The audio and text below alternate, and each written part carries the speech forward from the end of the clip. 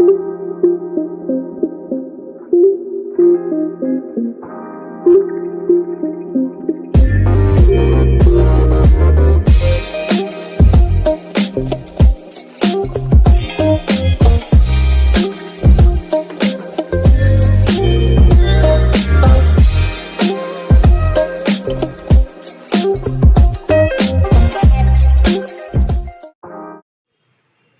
বন্ধুরা, রকি কিচেনের তরফ থেকে সকলকে স্বাগত জানাচ্ছি। আবার একটা রেসিপি আপনাদের মাঝখানে শেয়ার করতে চলেছি, সেটা হলো মহারানী লাচা। তাহলে চলুন দেখে নেওয়া যাক আজকের রেসিপি। ওভেনে একটা কড়াই বসিয়ে তাতে দিয়ে দিয়েছি খুব অল্প পরিমাণে লাচা, হালকা একটু নেড়ে চেড়ে তারপরে ঢেলে দেবো একটা পাত্রে।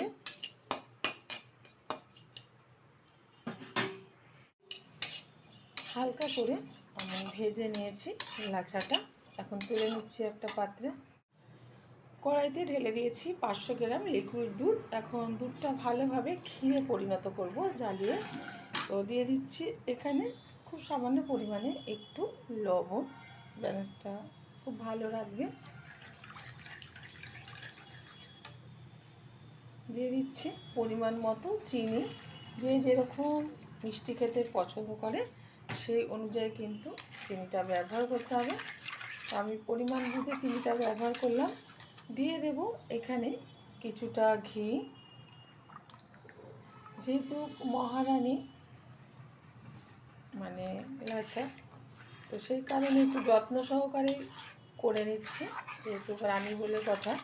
তো রানীর কালার একটু ফর্সা হলেই বেশি ভালো লাগে, কালো একটু হলে ভালো লাগবে না, তার জন্য দিয়ে দিলাম একটু ফুড কালার। রানী মানেই সৌন্দর্য, সেই কারণে একটু দেখার সৌন্দর্যের জন্য রানীকে একটু ফুড কালারে পরিণত করলাম।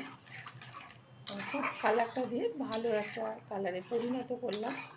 এখন ফোটার অপেক্ষা, ভালোভাবে ফুটিয়ে নিচ্ছি। সুন্দরভাবে সময় নিয়ে কিন্তু দুধটা জ্বালিয়ে এই যে ক্ষীরে পরিণত করেছি। আর এই যে দেখতেই পাচ্ছেন রানীর ফর্সা কালার চলেও এসেছে, খুব সুন্দর। এখন এর মধ্যে দিয়ে দেবো ভেজে রাখা লাচা।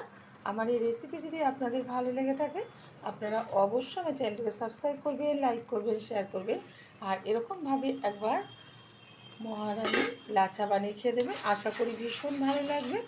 এটা এখন একটা প্লেটের উপরে আমি ঢেলে দিয়ে উপর থেকে একটু কাজু কিশমিশ সার্ভ করব। দেখা হবে পরের ভিডিওতে নতুন কোনো রেসিপি নিয়ে। ধন্যবাদ।